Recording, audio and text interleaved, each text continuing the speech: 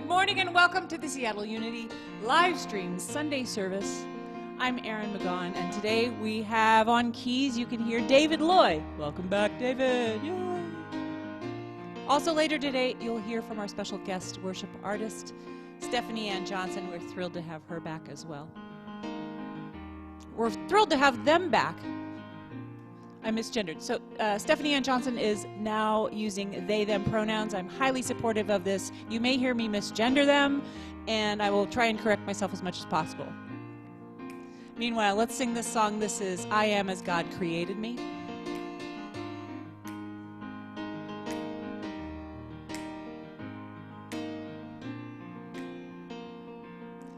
I am as God created me, in the light, in the love, in the glory. I am as God created me, in the light, in the love, in the glory. In the light, in the love, in the glory. In the light, in the love, in the glory. In the light, in the love, in the glory, I am. In the light, in the love, in the glory. In the light, in the love, in the glory. In the light, in the love, in the glory, I am. Now you probably know this song already, but if you don't, it comes in two parts, and you can sing those parts on top of each other if you're singing with someone else, and it comes out to a beautiful harmony. So I'm going to encourage you to try that with me at home. Right now, because of COVID restrictions, we're not singing harmonies on site, so it's up to you to be my harmony partner here. So I'm going to sing and see if you can either just repeat the first section or you can do the second section while I'm doing the first. Let's try it. I am as God created me, in the light, in the love, in the glory. I am as God created me, in the light, in the love, in the glory. Yeah. In the light, in the love, in the glory. In the light, in the love, in the glory. In the light, in the love, in the glory, I am. In the light, in the love, in the glory. In the light, in the love, in the glory. In the light, in the love, in the glory, I am. Let us pray. And we do call forth the activity of spirit, which is always present everywhere at every moment. And so I invite you to join me in affirming our opening statement together. There is but one presence and one power in my life and in the universe, God the good, omnipotence. This song is written by Michael Stillwater, who is a great New Thought artist, been active for decades, and he lives in the mountains in the Swiss Alps. So imagine when you do if you're doing the movements, and I hope you are, because they're very good for us. They increase our sense of optimism and openness to new ideas. So if you're out of your chair, arms up, I am as God created me, in the light, in the love, in the glory. And imagine that you're in Switzerland and you're doing this out on your marvelous deck and you're yodeling this off to the other side of the great canyon of the Swiss Alps. Let's wake the neighbors. Here we go. I am as God created me, in the light, in the love, in the glory. Yeah. I am as God created me, in the light, in the love, in the glory. Yeah. In the light, in the love, in the glory. In the light, in the love, in the glory. In the light, in the love, in the glory, I am, yeah. In the light, in the love, in the glory. In the light, in the love, in the glory. In the light, in the love, in the glory, I am. I am as God created me, in the light, in the love, in the glory. Real soft. I am as God created me, in the light, in the love, in the glory.